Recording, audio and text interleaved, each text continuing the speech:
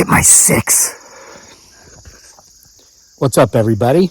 Welcome back to the most amazing homesteading channel on the entire planet that has absolutely nothing whatsoever to do with homesteading. All right, so a couple requests are going to be fulfilled here, and we're going to go on like a nature walk. Somebody mentioned in the comments recently that I should just sit here and tell a funny story because I was telling a ghost story the other day, and I guess this is maybe somebody commenting who came over from our Sick Twisted Humor page on Facebook or maybe on Instagram. So I'm going to fulfill that request this evening with this evening's video. I'm going to reverse the camera, and we're going to walk and tour my forest. For those of you who have been here forever, you can remember when this was a hayfield. Just going to show you some of the latest progress. One of the activities I did today, planted more trees, surprise, surprise. So I'm going to give you my view, because usually here the last hour of daylight or so, I love to walk around the property and just look at everything. Now, potentially, this could be a Bigfoot Sasquatch hunt as well. People have asked, when are you going to do another Bigfoot Sasquatch hunt? Well, hey, I'm fulfilling that request right now too, brah. I'm just going to be telling a funny story while I'm doing it, okay? It'll be like a joke, something a little bit longer. So let's get to it. Let me reverse the camera. And if you see movement or hear any odd sounds, particularly tree knocks, make sure to timestamp it so other people can see it as well. Let's go down the Bigfoot Sasquatch trail. All right, so here's the trail. FYI, notice how the woods in here look as if they've been thinned out, because they have been. See the piles of brush. I've been going in there myself and just doing this with hand tools. Now they're electric hand tools. My CC electric pruner and my Natiti handheld mini chainsaw. But anyway, and I'm going to show you this too, just for the heck of it. Look at these poles.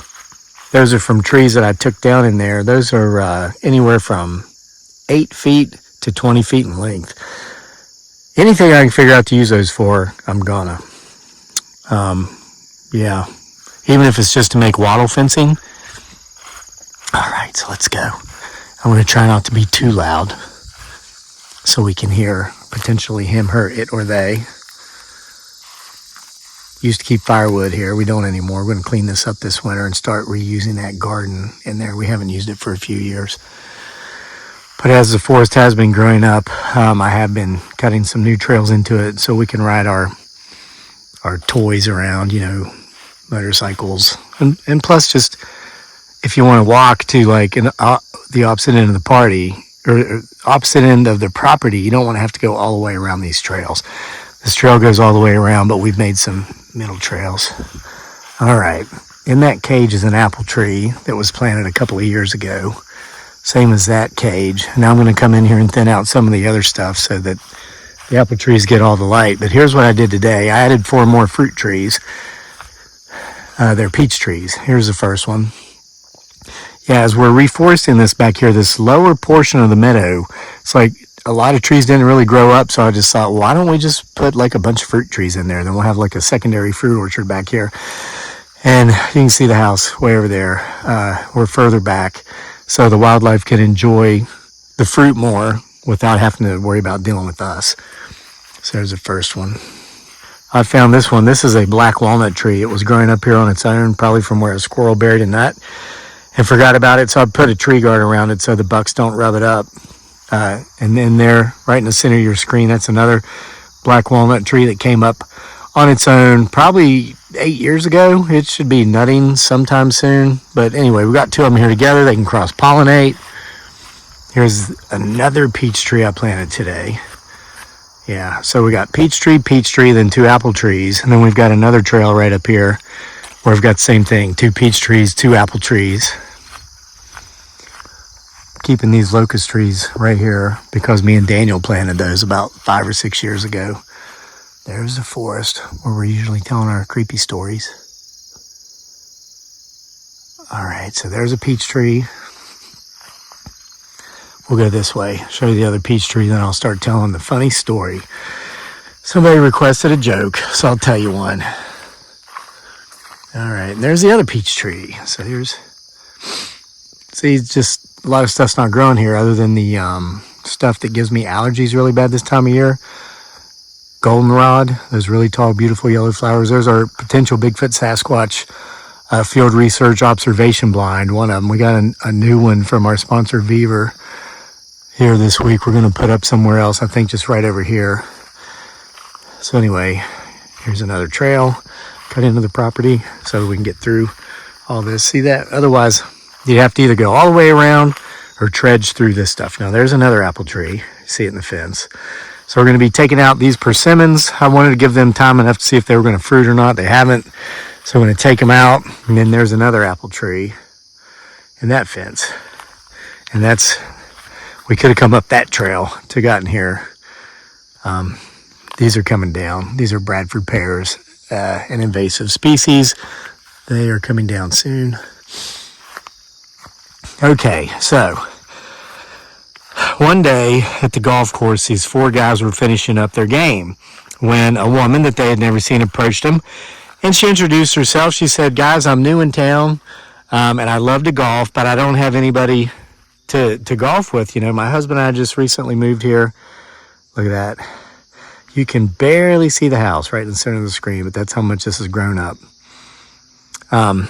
She says, yeah, my husband and I are new in town. We both moved here because we both got new jobs here. So I was wondering if I could come out with you guys tomorrow morning and go golfing with you. And they didn't want to be mean. So they said, well, yeah, sure. But we tee off pretty early. We tee off at 6 a.m. So please make sure you're here at 6. And she goes, well, okay, I will. And then here's the main trail. Goes to our backyard. Here's our campground up here. It's another trail. We'll go this way, and then we'll come back out up there, okay? So they're like, yeah, sure. You know, she goes, okay, I'll do my best to be there at 6, but I've got to warn you, I might be 15 minutes late. And they're thinking, oh, gosh, we're doing her this favor of letting her go out with us anyway, and now she's telling us she's going to be late. What the, you know? But anyway, the next day, they're all there by 6, and they find out that she was actually there first before any of them. So they tee off, and they say, well, ladies first. And they notice that she's teeing off left-handed. She's a lefty. She hits that ball, and she drives it almost 400 yards down the fairway. And I mean, she hit further than any of the four men when they went. And by the time they were finished playing at the end of the day, she had kind of embarrassed them. I mean, she was really good at golf. So she said, hey, that was really fun. Can I join you guys again tomorrow? And they said, well, yeah, sure. We're going to tee off at 6 o'clock again. And she says, okay, but just, FYI, I might be 15 minutes late. They say, okay, well, she shows up before any of them the next day. She's there at 5:45. They all tee off at 6. They let her go first. And this time they notice that she's golfing right-handed. So same thing as the day before. Drives it down the fairway almost 400 yards, embarrasses them. So she did this left-handed the first day. She did it right-handed the next day. Okay, here's our top trail. This is one of the original main trails that goes all the way around the property. And you can see now why I cut trails through the middle. It'd be a long walk otherwise.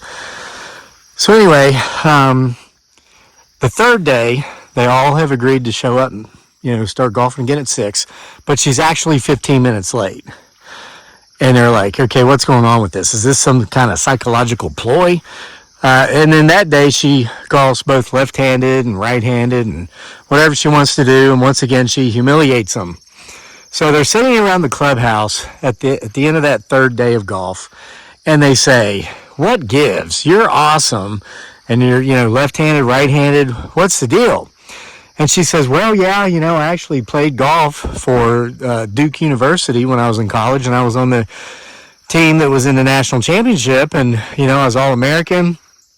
And then one of the guys says, well, how did you learn to actually golf ambidextrously? And she says, well, my dad was a golf pro, and he taught me when I was a little girl.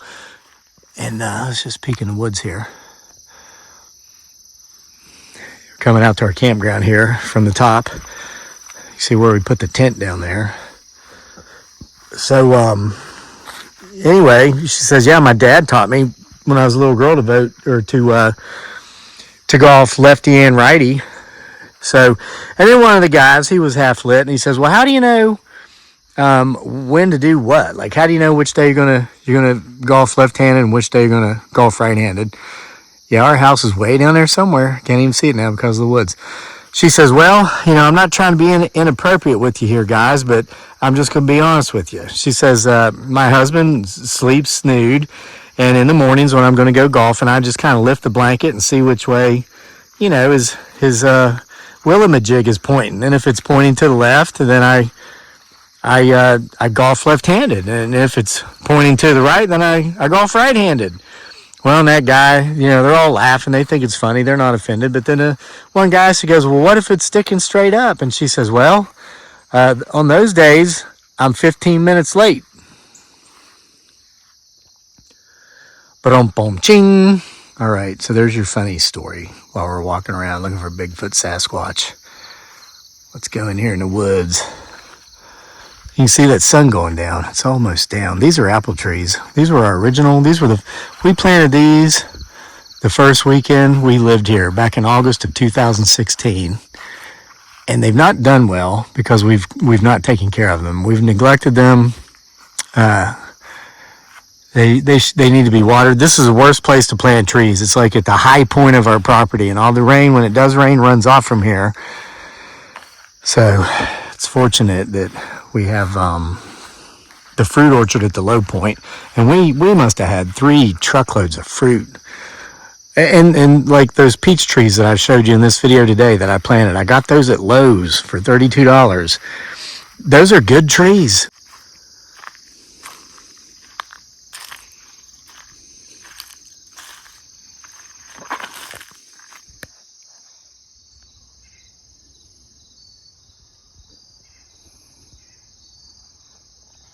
Well, now we're in the woods.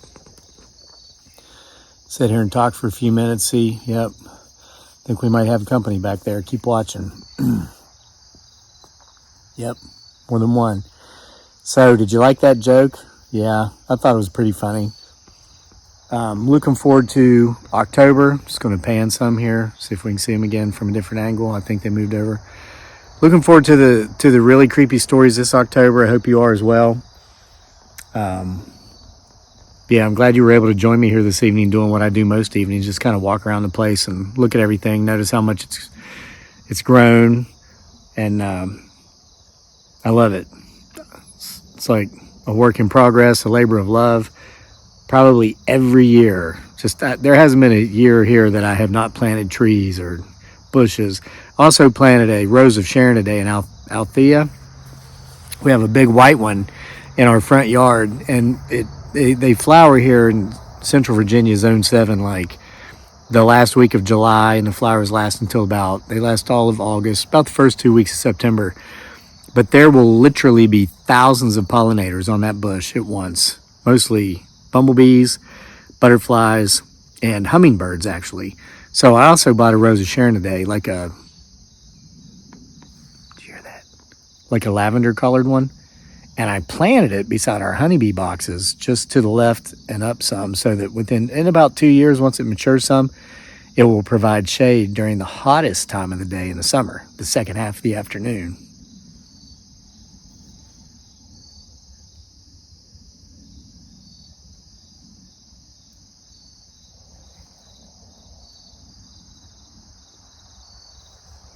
Definitely something moving around back there.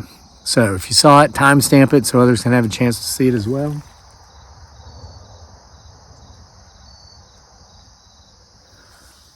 See you all for more next time for the most amazing homesteading channel on the planet that has nothing to do with homesteading. Homesteading off the grid.